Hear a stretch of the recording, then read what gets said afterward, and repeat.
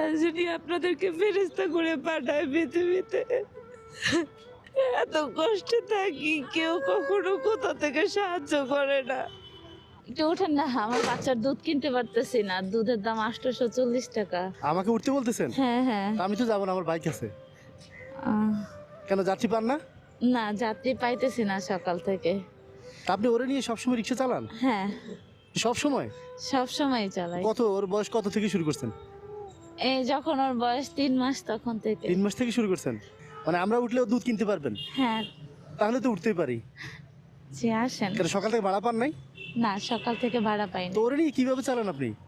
এই যে এক হাতে ধরে রাখি কষ্ট করে, আরেক এই সারাদিন ও এখানে থাকে? হ্যাঁ। ও কেন, ওর বাবা কোথায়? ওর বাবা চলে গেছে পালায়া। কোথায়? পালায়া চলে গেছে, অনেক টাকা ঋণ করে পালায়া চলে গেছে। চলেন, ওরে আমি দুধ কিনে দিই। হ্যাঁ হ্যাঁ, জি। এখানে আপনি তো